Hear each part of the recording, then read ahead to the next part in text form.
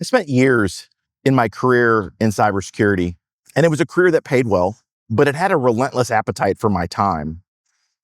Back then, if you looked at the numbers, you'd probably say we were wealthy. But Morgan Housel, in his book, The Art of Spending Money, has a quote that perfectly describes that period of our lives. And that's, wealth without independence is a unique form of poverty. Think about that for a second. You can have high limit credit cards, you can have a title, you can have a big house. But if you don't own your Wednesday mornings, are you actually rich? Or are you just a well-paid tenant in a life that you don't control? Away we go traveling. For Kara and I, an aha moment came, and we realized we were trading the best years of our life for a version of success that we never defined ourselves. We were defining a version of success that everyone else had. We were living in a gilded cage. Sure, the bars were made of gold, but we were still stuck inside. We didn't own our time. We didn't decide where and when we went. We didn't decide who we worked for or how we did it. Today, I want to talk about how we broke out of that cage and how you can too, by shifting your focus from accumulation to autonomy. So what does independence actually look like? And don't get me wrong, it's not all just sitting on a beach, which is really nice. But it's built on three particular pillars, right? Number one, it's the power of saying no. True wealth, and it doesn't matter what that number is, right? It doesn't matter what the financial number of that is, but it's true wealth is being able to say no to a boss, to a particular job, to a project you don't want to do, to a social obligation, without having to look at your bank account. Your career moves, your lifestyle choices, if they don't align with what brings you peace, what brings you joy, you don't have to do it. You could just walk away.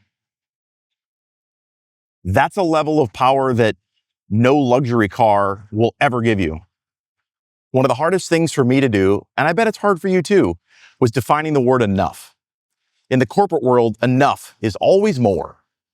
More certifications, a bigger team, higher tier of bonus. But in the world of independence, more is definitely the enemy of free. If you're sitting there with a high-stress job, thinking about how to get where Kara and I are, where we're planning 10,000-mile road trips and trying to book our next cruise, here's how we actually bought our freedom. We used to live by calendars that were owned by clients and stakeholders and even our bosses. But now my calendar is completely owned by me. If we want to do our 5 or 10,000 mile road trip, we do it. If we want to book a cruise, we just do it. The highest dividend that money can give you is the ability to do what you want, when you want, with whomever you want. Here's the secret sauce though. And most people let their lifestyle creep up with their raises. They buy more stuff, requires more work to maintain that stuff. And independence is what happens in that gap. By keeping your needs manageable, and for us, we focused on experiences, we bought back our time. We traded the status of our high-stress careers for the status of an early retiree.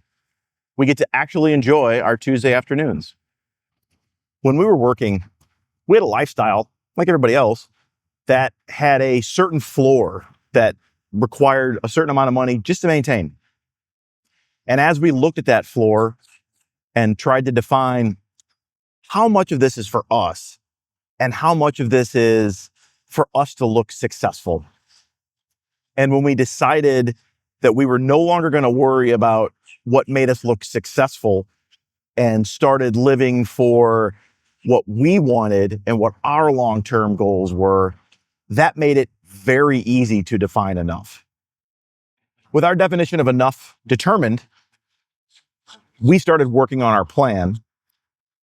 And our plan required a little bit of redundancy. We talk a lot in cybersecurity about having redundancy for our systems. We worked on the same thing. We wanted to make sure that the plan that we had, that we developed, our long-term, quiet compounding plan that I talked about in last week's video, that would support us and our floor and what we needed going forward for the long term.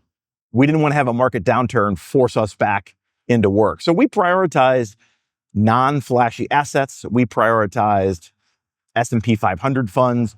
We prioritized long-term, stable, boring investments to fund our retirement. All right, try this. I want you to stop looking at your bank account as a collection of dollars and start looking at it as a collection of days. You want a new SUV? That's great, but that's 6 months of freedom you just paid for with it.